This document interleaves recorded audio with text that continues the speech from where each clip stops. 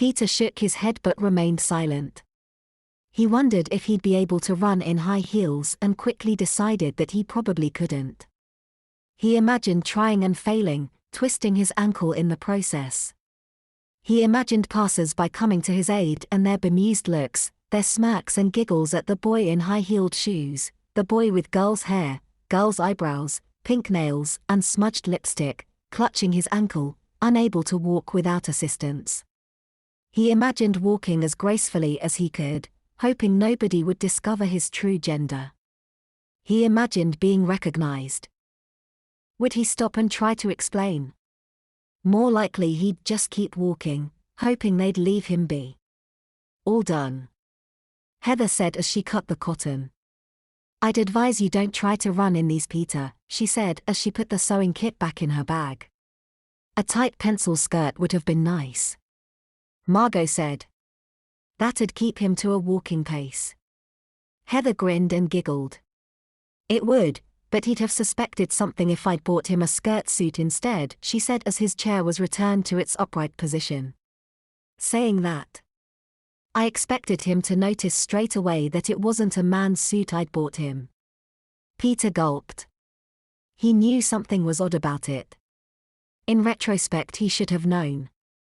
He kicked himself for being so gullible, but he should have known something like this might happen.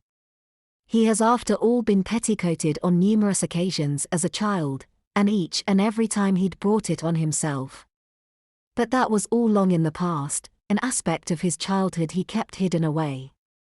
We really should pierce his ears too, Margot suggested. Yeah. I was thinking of that, but Heather seemed unsure. Yeah, let's do it, she decided.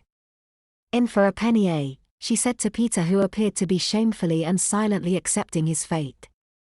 Ow, he yelped as the first stud went in. Oh sorry Peter, I forgot to numb them first, Margot said in a sarcastic tone. Ow, he yelped as the second stud went in. Within a minute, each earlobe is home to 2 sterling silver studs. Margot checks her watch. 5 minutes till his rollers come out. I can't wait, Heather replied. She gazes at her son. His head covered in an inflated plastic cap. His eyebrows arched and feminine. His ears glisten. His eyes heavy and sad. His mouth, silent and still. I think 3 times would be nicer, Heather suggested. Peter's heart sank even lower as a 3rd stud was punched through each earlobe. Finally, the plastic cap was removed from his head. He gulped as he glanced at his reflection. Aside from the head full rollers, the arched eyebrows and his glistening ear studs, his all too familiar face sat in the middle of it all. One by one, Margot removed the rollers and bit by bit, his hair fell in loose curls around his face, his all too familiar face. He hoped the inevitable makeup would render him unrecognizable. I think he's actually enjoying this, Margot said as he sat perfectly still as she applied a dusting of foundation. I just want it to be over, Peter moaned. Oh, it will be before long, his mother assured.